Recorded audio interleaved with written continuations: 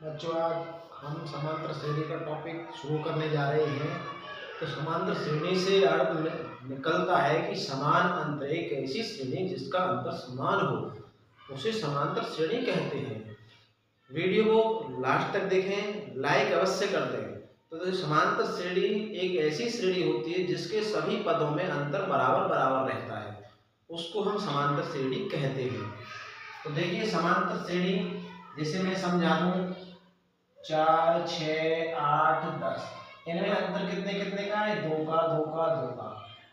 5, 8, 11, 14, इनमें 3 3 का अंतर है। तो जब अंतर बराबर होता है किसी श्रेणी में तो उसे हम समांतर श्रेणी कहते हैं। अंतर बिल्कुल बराबर होना चाहिए, उसको ही हम समांतर श्रेणी कहेंगे। अंतर बराबर नहीं आएगा तो उसे समांतर श्रेणी नहीं कहेंगे। तो ऐसे ही एक क्वेश्चंस होते हैं। आपकी 10th क्लास की बुक है, 10th क्लास में हो तो समांतर श्रेणी का बहुत अच्छा एक टॉपिक है जिसमें क्वेश्चन दिए हुए होते हैं। पता करना होता है कि समांतर श्रेणी है या नहीं है। जब समांतर श्रेणी पता कर लेते हैं, उसका 5वां, 7वां, 8वां, 10वां और हम निकाल सकते हैं। तो पहले मैं समझा देता हूँ कि समांतर श्रेणी होती क्या है। देखो, समांतर श्रेणी एक ऐसी श्रेणी, तो श्रेणी हम बनाए यहाँ, तो श्रेणी बनेगी जैसे A1, A2, A3, A4 dot dot dot AN। अब A1, A2, A3, A4 ये हमारे क्या है? ये हमारे यहाँ पदों की संख्या कहलाती है। पहला पद, दूसरा, तीसरा, चौथा और लास्ट पद को AN कहते हैं। तो इसमें प्रथम जो पद होता है, प्रथम पद को हम A कहते हैं और A हमारा A1 ही होता है। अब इसका जो सार्वंतर है, सार्वंतर को कहते हैं D, और D निकाला जाता है A2 माइनस A1, यानी कि पीछे वाले पद में से आगे वाला पद माइनस कर दे तो हमारा D निकल के आ जाएगा। किसी प्रकार निकाल सकते हैं हम A3 माइनस A2 निकाल सकते हैं, A4 माइनस A3 निकाल सकते हैं। तो किसी से भी हम इनका सार्वंतर, यानी कि जो सार्वंतर है, यानी सार्वंतर मतलब समान अंतर, जो कितना समान अंतर है किसी श्रेणी में, उसको हम पहले प्राप्त करेंगे। अब n होता है, इसमें n होता है पदों की संख्या। पदों की संख्या को कहते हैं हम n। और अंतिम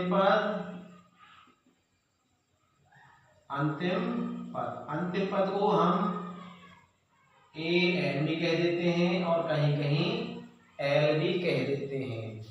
पदों का योग n पदों का योग, n पदों का योग को हम Sn, S मीन सम होता है n, Sn कह देते हैं। और n पद को अंतिम पद यानी an भी कह देते हैं।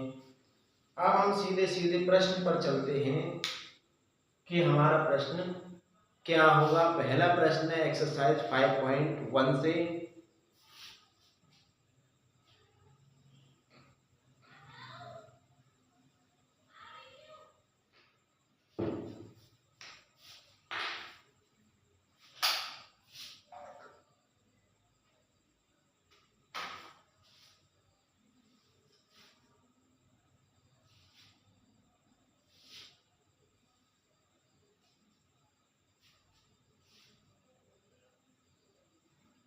क्वेश्चन नंबर 1 है,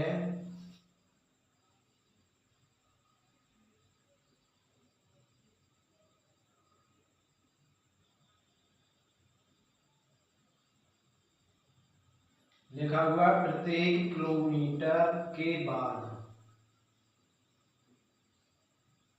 प्रत्येक किलोमीटर के बाद टैक्सी का बाद का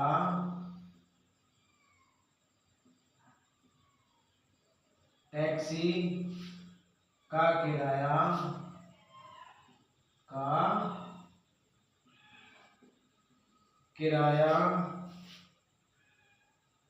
जबकि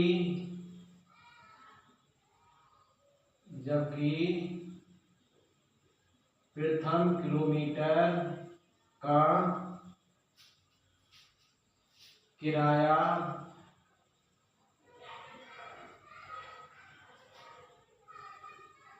15 रुपये है, 15 रुपये है, और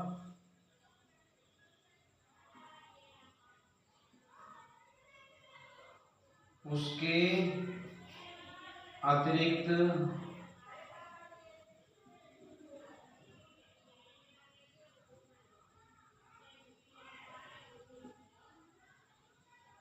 प्रत्येक किलोमीटर का किराया 8 रुपये है। तो पहले प्रश्न में हम ये पता करेंगे, देखो प्रश्न पहला वैसा ही है, भाषा के रूप में दे रखा है, तो हम पता करेंगे कि इससे हम एक एपी बनाएंगे, एक सीडी बनाएंगे, उसको पता करेंगे कि एपी है या नहीं है। तो यहाँ दिया हुआ है प्रथम किलोमीटर का जो किराया है वो 15 रुपये है। तो हल करेंगे, हम इसे हल करते हैं, लिखेंगे प्रथम किलोमीटर का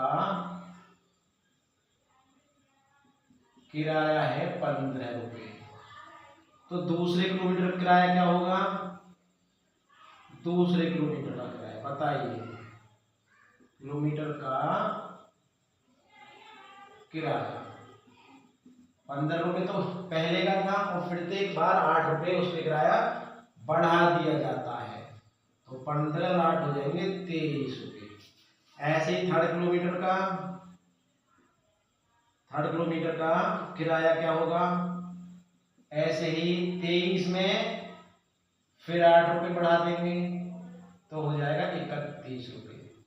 अब यहाँ श्रेणी बना लेंगे, क्या बना लेंगे? श्रेणी बना लेंगे। श्रेणी में हमारा आया था 15, 23, 31। तो यहाँ पर जो प्रथम पद आएगा, प्रथम पद ए का जो मान है वो 15 आ जाएगा, और जो सार्वांतर है, सार्वांतर डी निकालेंगे हम। तो डी निकालने का सूत्र मैंने पहले बता दिया था, A2 माइनस A1। A2 हमारा दूसरा पद है, 23 माइनस 15 कितना आ जाएगा? 8। अगर दोबारा दूसरे से निकालें तो A3 माइनस A2 आएगा, यानी कि 31 माइनस 23, ये भी 8 आ जाएगा।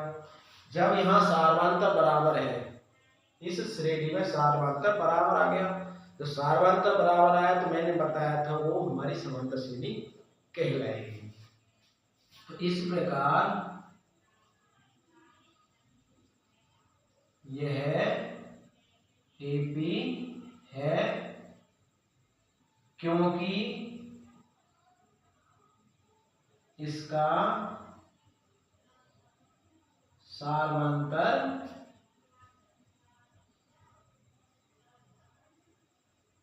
बराबर है। क्लियर? अब हम ऐसे ही 2-3 प्रश्न और दे रखे हैं, उनको भी ऐसे बना के हम निकाल सकते हैं। अब हम चलते हैं आगे क्वेश्चन नंबर 2 की तरफ।